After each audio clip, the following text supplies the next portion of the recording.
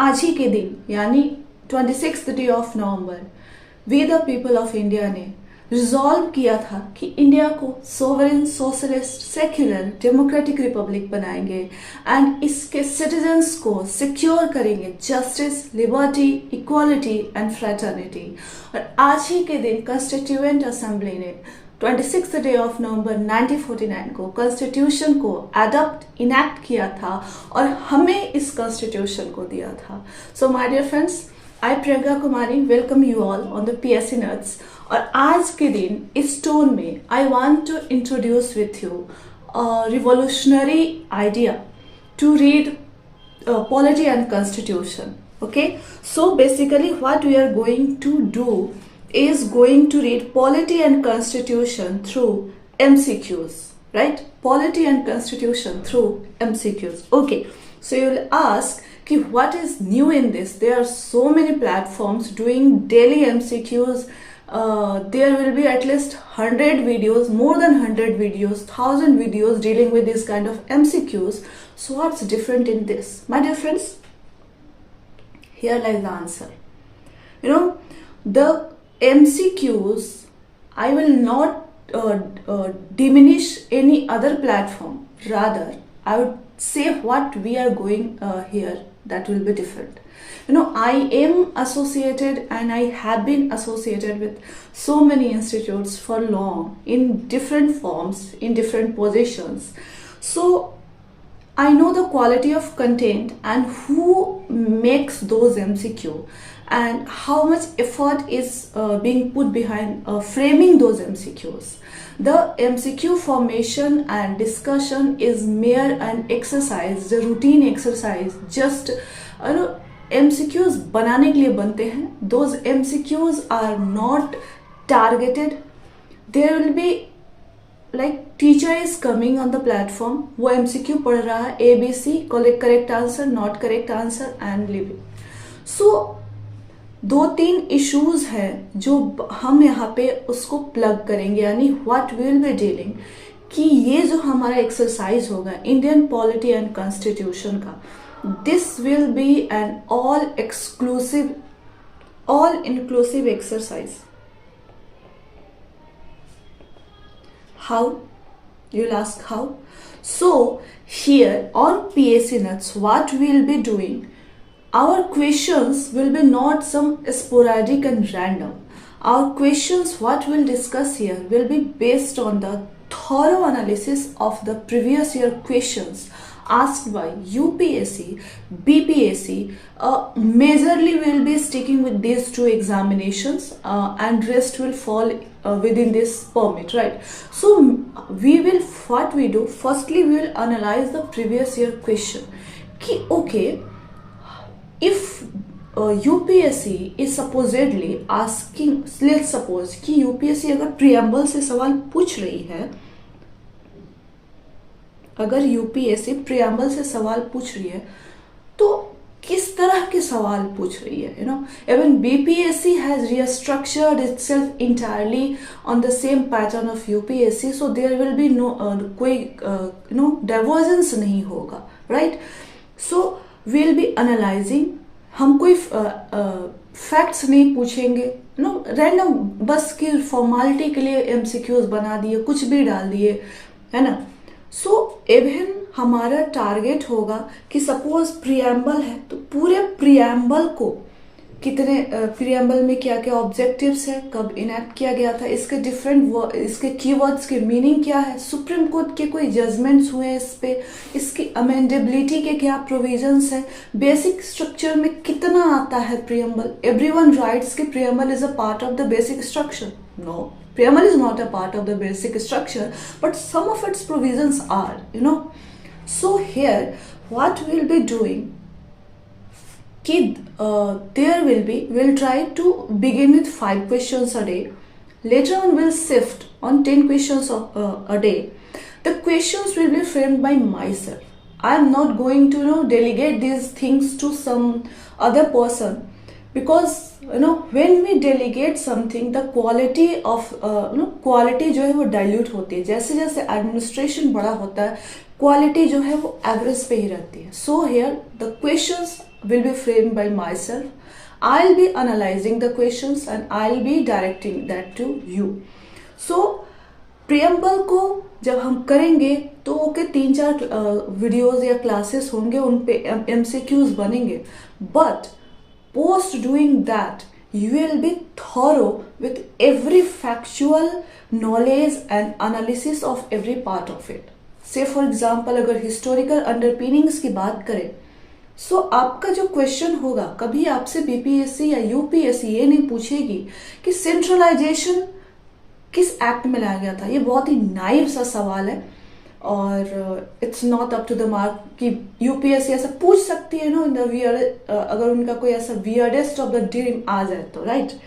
So they might ask you कि एक trend पूछ सकते हैं कि कहाँ से बिगिन हुआ ये सेंट्रलाइजेशन पूरा और पीक पे कहाँ पहुंचा.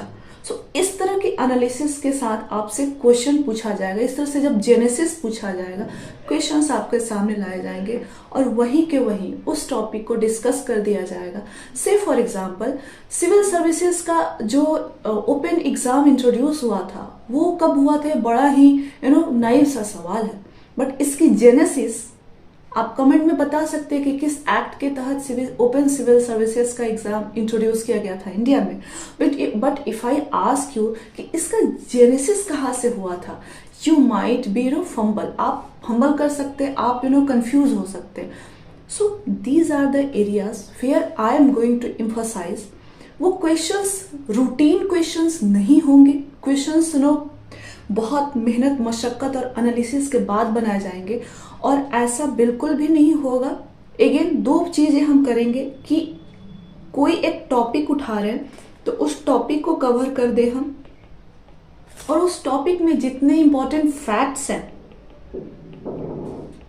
Okay, important facts and also what analysis, ये दोनों चीजें मैं आपके सामने ला करके दे दूं. अभी इफ आई आस्क यू कि जो is zonal council statutory body, you might B not knowing कितने जोनल काउंसिल है, क्या नॉर्थ ईस्ट में जो जोनल काउंसिल्स हैं वो एग्जैक्टली जोनल काउंसिल्स हैं. You are not knowing this fine questions, and more importantly what are the areas where you need to focus more. Say for example, most of the candidates, read this standard book called Lakshmikant that is beautifully written and, almost suffice the demand of the examination, at least in prelims, right? In mains, you have to deal with a lot of current affairs analysis. So in prelims examination, almost Lakshmikant suffice. थोड़ा सा constitution का orientation थोड़ा सा extra हो जाता है. Rest, it is sufficient. But it's a voluminous and bulky book composed of the नए आ गए हैं editions, so almost 800-900 plus pages. So what are you supposed to read all the pages? क्या आप is it expected कि आप 800-900-1000 pages पढ़ें और हर page को इक्वल रिस्पेक्ट दें, इक्वल वेटेज दें? Are you supposed of doing that? No. So as I said, I am associated in mentoring with a lot of students. Sometimes I do take classes also. A lot of things, there is that I am associated in this thing in a lot of time. Me myself is an aspirant and has been an aspirant. So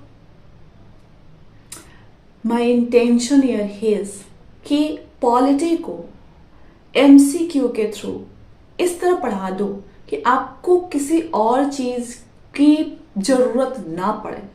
आप वो 5 से 10 questions discuss करने के बाद आप सीधा अपने standard source पे जाएं, उसको देखें, PYQ देखें और सो जाएं. Polity should be your.